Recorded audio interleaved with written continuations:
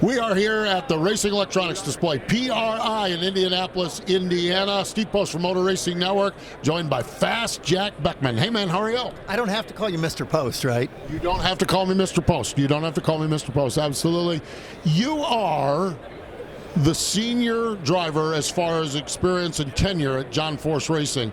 Boy, how did that happen? You meant I'm the oldest, yeah. Yeah, no, I went from number 3 in seniority to number 1, and we added a driver there.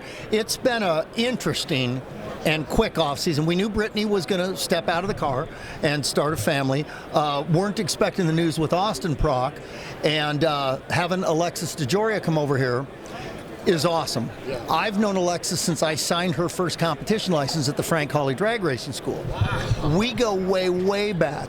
And then having Josh Hart come over, I don't know why anybody would want to own a nitro car. Yeah.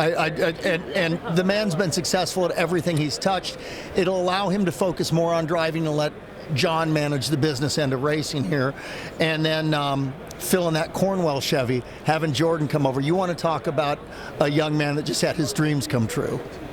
That is so exciting. It really is. You, and you've been through all of this, and you've seen all of this. Let's talk about the dreams come true. You had a dream, and a dream went away, and you sold elevators, and the dream, you've got another chapter of it. It's got to be neat to see young people coming in and getting some of their experiences as well. Well, I agree, and you know what happens in the blink of an eye. You go from that young person to I look in the mirror and where'd the gray hair and the wrinkles come from? And I just don't understand where that time went, because I was that hungry young man that was trying and doing everything I could to get any ride I could and paying money and driving my own stuff. And, the chapters just start flying by. And I was out for 3 years and 9 months. I went back to fixing elevators after a 22-year hiatus in that trade when the sponsorship ran out at the end of 2020. And I thought that was it. I got more than I ever wished for out of drag racing, and I thought, I have to be content with that. And then the phone rang, and here I am back again. I still fix elevators, but I like my weekend gig better. You're still back, and you had a great season, ended up third in points, had a couple of wins. It's got to be fun to not only be back, to be back and competitive all the time.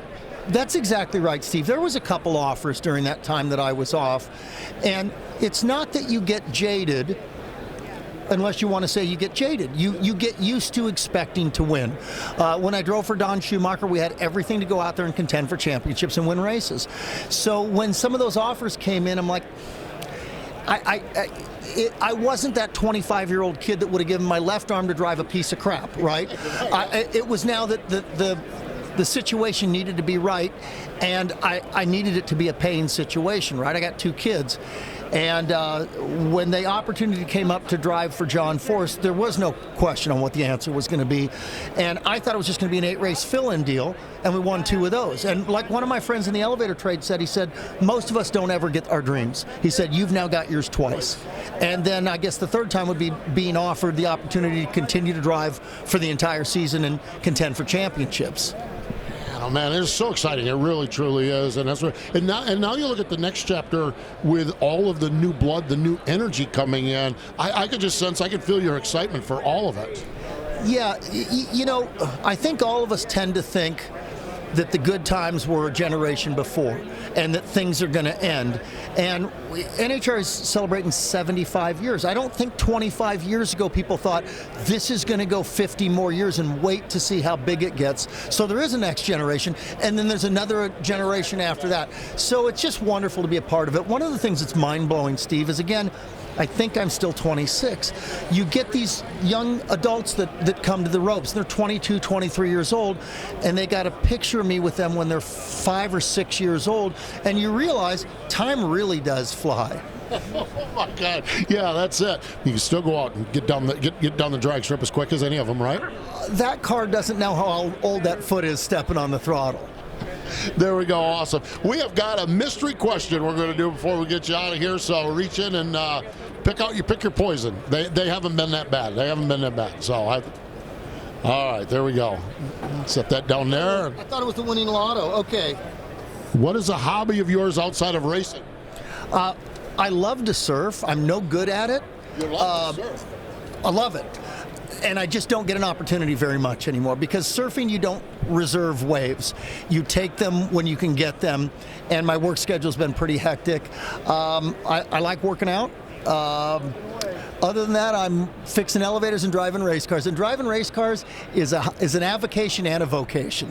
So I actually have a daughter who travels to India, to Bali, and she actually has taken some surfing school. So I find that amazing. Something I've never really paid any attention to, but to get out there and catch that wave, that's got to be a pretty good feel.